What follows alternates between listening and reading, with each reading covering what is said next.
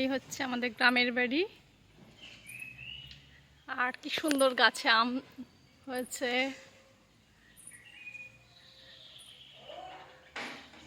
মা বাড়ি নেই কদিন হলো। এইখানে আমাদের নীল পুজো হয়। এই যে আমাদের বাড়িতে গরু আছে, কিন্তু হচ্ছে তো সবাই বারণ করে বাবাকে যে গরু না পুষতে, কিন্তু বাবার খুব মানে গরু টরু নিয়ে এগুলো নিয়ে উনি ভুলে থাকে। আর গাছে কি সুন্দর লাউ হয়েছে, সজনের ডাঁটা হয়েছে, অথচ কিনে খাই। হ্যাঁ, ভুবনেশ্বর যখন থাকি এক একটা লাউ 40 টাকা করে বলে। তারপরে আর এখন এই গাছে এতগুলো লাউ দেখে আমার মনে হচ্ছে একটা নিয়ে যাই, কিন্তু এত ভারী ব্যাগ বইতে আমার এর আগের বারও মা বলছে কিছু সবজি টবজি নিবি, আমি ব্যাগ বইতে পারবো না। এমনি কত ব্যাগে জামা কাপড় আরও কত কিছু থাকে, তো খুব কষ্ট হয়ে যায়, ব্যাগ বইতে পারবো না।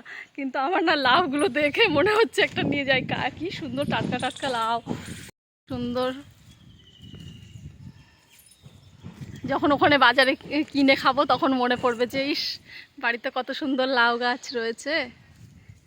অনেকগুলো লাউ হয়েছে, তাও একটা বৌদি, পাড়ার একটা বৌদি এসেছিলো, তাকে আবার দিয়ে দিলাম একটা।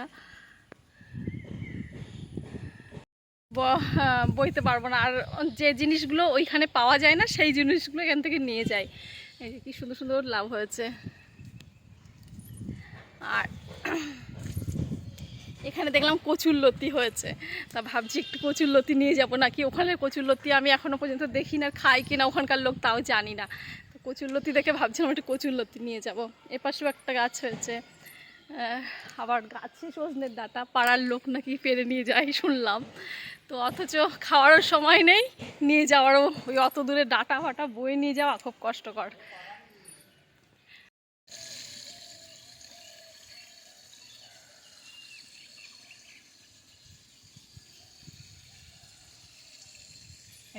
ঘর ভাড়া পাওয়া যাচ্ছে না। হুম,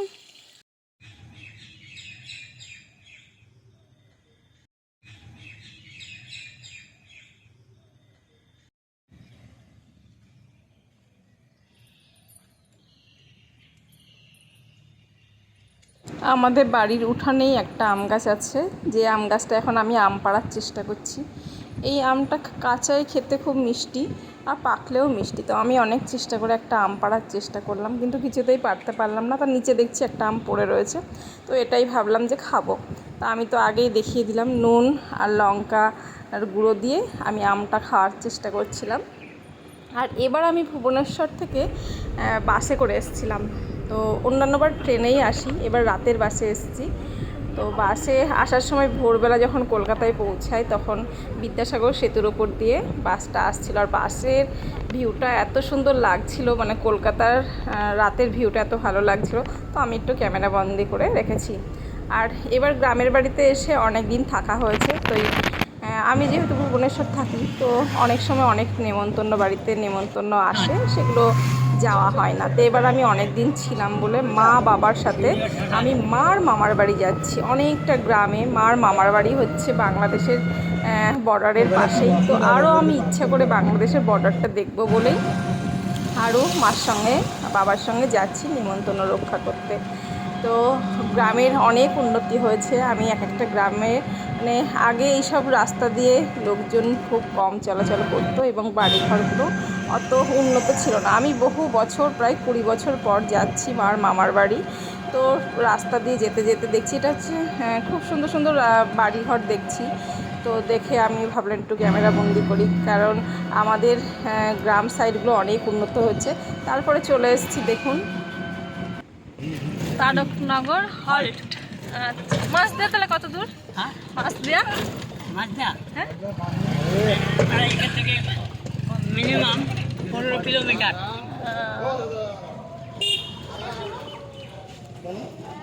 কিলোমিটার বললো এমন 3 কিলোমিটার।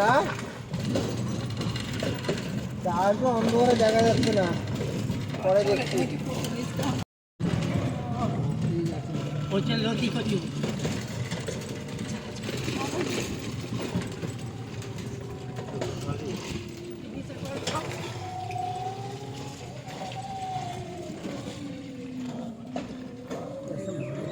দেখো জল, দেখো কি সুন্দর। নৌকা দেখো, ওই দেখো নৌকা। ওই ওই ওই ছেড়ে ওই ভেতরে থাকে লোক। হ্যাঁ, মাছ পাহারা দেয় না? আর নৌকায় করে কি পার হবে। দারুণ বেশ কিন্তু পরিবেশটা, বলো। মামার বাড়ি গেলেই নৌকা, নদী এইসব দেখা যায়, ভালো লাগে। তো পার দেখানো এই যে এখানে একটা পাহাড়াদার, ওখানে একটা পাহাড়াদার, ওই একটা পাহাড়াদার।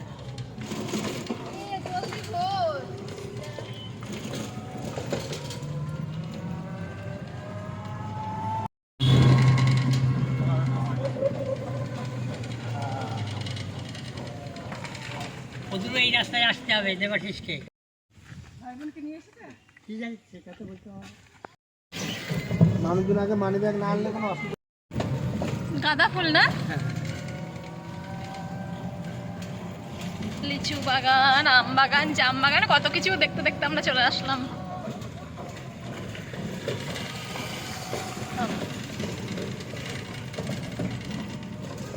দেবাশিস এই রাস্তা দিয়ে গিয়েছে।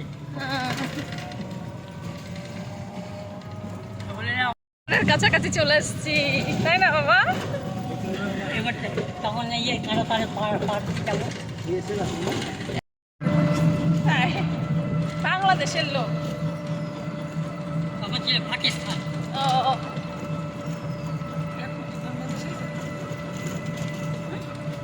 এখন মনে হয় দেখো কুল গাছও লাগিয়েছে, দেখো। ও দেখো, গ্রামের মধ্যে কত কিছু চাষ হচ্ছে। এরাও এখন বারুইপুরের পেয়ারা, আর এখানে কুল। হচ্ছে এটা হচ্ছে পটল, পুরুলিয়ার দিকে। এটা হচ্ছে পটল গাছ। ওই যে পটল, ওই দেখো পটল, ওই দেখো ফুল ফুল হচ্ছে এই যেতে। পটল, পাট শাক। বেশ ভালো লাগছে গ্রামের মধ্যে দিয়ে, দেখো। এখানে খেজুর রস মানে পারে ভালো ওরা দিয়ে ফুটেছিল বাংলাদেশ বর্ডার দেখতে যাচ্ছি এখন। বাংলাদেশের বর্ডারে। হ্যাঁ, তোমাকে তোমাকে বাংলাদেশে ছেড়ে দিয়ে আসবো। চলো, পাসপোর্টটা সাথে আনতে হতো তাহলে আগে। হ্যাঁ, এই যে বাংলাদেশের বর্ডার। বাংলাদেশের বর্ডারের ওই পারে আম বিক্রি হচ্ছিল, মানে আম ভাঙছিল তো বাগানে। তা আমরা আবার এই পার থেকে জিজ্ঞাসা করলাম আমের দাম কত, বলছে 80 টাকা। তারপরে আমরা আবার একটা এই পারে, ইন্ডিয়ার এই পারে আড়ত থেকে কিছু আম নিয়ে বাড়ি ফিরলাম। তো বাই বাই, এখানেই রাখছি। টাটা, আবার নেক্সট ভিডিওয় দেখা হচ্ছে। Tata, bye bye.